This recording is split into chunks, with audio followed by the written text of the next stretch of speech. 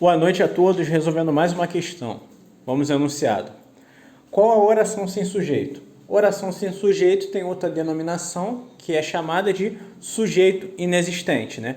Ela ocorre com o verbo haver na acepção de existir, ocorrer, acontecer, com o verbo fazer na acepção de tempo decorrido ou na acepção de fenômeno da natureza, com os verbos que exprimem fenômenos da natureza, com os verbos bastar ou chegar seguidos da preposição de, né? Basta, de ilusões, chega de decepções, ou com o verbo passar seguido de horas, né? Já passa das 10 horas.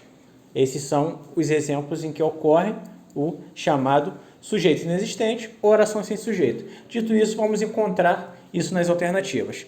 Na letra A eu tenho: faz um ano, no próximo mês, a filha de Esther.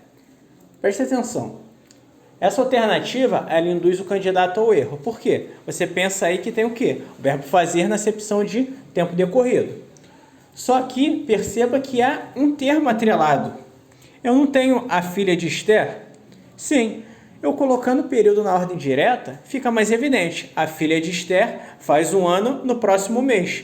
O que acontece na questão?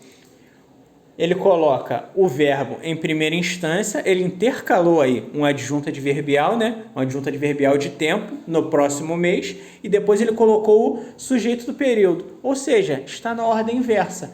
E pelo fato de estar na ordem inversa, isso prejudica um pouco a leitura e a compreensão na feitura da questão. Agora, se colocado na ordem direta, fica simples identificar que o sujeito do período é o quê? A filha de Esther. Quem fez um ano? Se você fizer este questionamento, você tem como resposta a filha de Esther, que é o quê? O sujeito simples do período, que tem como núcleo a palavra o quê? Filha. Então, não é essa a opção, porque é um sujeito simples. Na letra B eu tenho: ninguém se apresentou. Quem é o sujeito do período? Muito simples. Vamos fazer o questionamento ao verbo. Quem se apresentou? Ninguém. Prestemos atenção. Por mais que ninguém se refira a algo indefinido, esta palavra é o sujeito do período. Lembrando que o sujeito pode ser o quê? Um substantivo, um pronome nessa função. Aí eu tenho um pronome substantivo indefinido na função de sujeito simples do período. Função sintática, porque sujeito é uma classificação de cunho sintático, né? De natureza sintática. Então, aí há sujeito simples, o pronome substantivo indefinido, ninguém, né? Na letra C. A letra C é um caso que causa muita confusão e induz o candidato ao erro. Por quê? Eu tenho o verbo haver. Eu não citei anteriormente que o verbo haver, na acepção de acontecer, existir ou ocorrer, é impessoal? Sim, só que ele tem que estar nessa acepção. Substituindo qualquer um dessas três possibilidades aí, não faz sentido. Por quê? Porque neste caso, eu não tenho o verbo haver na acepção de existir, ocorrer ou acontecer. Eu tenho um tempo composto. O que são os tempos compostos? Os tempos compostos são locuções verbais em que eu tenho um verbo auxiliar, que geralmente é o verbo ter ou haver, mais o particípio do verbo principal. Neste caso, eu tenho o quê? Eu tenho o pretérito mais que perfeito composto. O pretérito mais que perfeito composto, apesar do seu nome, ele é formado por o quê? Pelo verbo auxiliar, conjugado no pretérito imperfeito do indicativo, mais o particípio do verbo principal. Qual o verbo principal aí? É o verbo ocorrer. Havia ocorrido, eu posso substituir por tinha ocorrido. Mas o que tinha ocorrido? Se eu fizer essa indagação, eu tenho como resposta o sujeito. Um acidente havia ocorrido. Um acidente tinha ocorrido. Então, eu tenho um sujeito simples, um acidente. Qual o núcleo do sujeito? A palavra mais importante. Acidente. Um acidente tinha ocorrido. Perceba que não é possível substituir no lugar de haver, acontecer, existir ou ocorrer. Não faz sentido, não tem coesão, coerência ou lógica alguma. Então, a letra C não é o gabarito. Na letra D nós temos: a noite estava agradável. O que nós temos aí? Uma estrutura de predicado nominal, né? Nós temos um sujeito simples, a noite, temos um verbo de ligação, né? Estava é um verbo que exprime estado, Os verbos de ligação são denominados também de copulativos, não nocionais ou não significativos. Eles têm essas outras 3 nomenclaturas. Eu tenho aí uma estrutura de predicado nominal, né? Formado por um verbo de ligação mais um predicativo do sujeito. E temos um sujeito simples, né? À noite.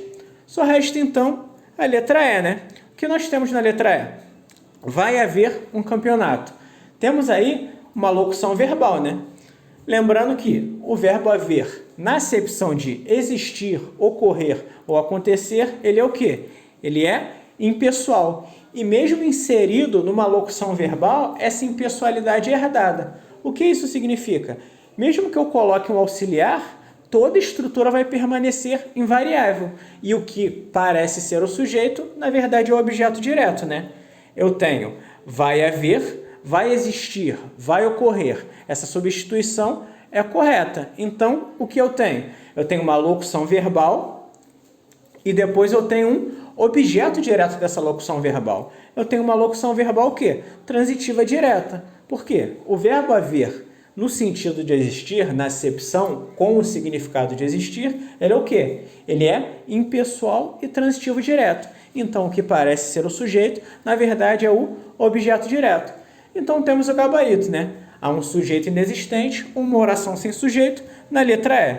Revisando os conceitos, na letra A, apesar de eu ter o verbo fazer, nós temos um sujeito simples e claro, né? A filha de Esther, é só colocar na ordem direta. Na letra B, nós temos sujeito simples. Ninguém, que é um pronome substantivo indefinido, por mais que ele não se refira a nenhum ser, esta palavra representa o sujeito do período. Na letra C, é aquilo que eu falei, nós temos os tempos compostos, né? Formados pelos verbos ter e haver mais o particípio do principal. Neste caso, nós temos um sujeito, que é um acidente, é só colocar na ordem, né? Um acidente tinha ocorrido, havia ocorrido.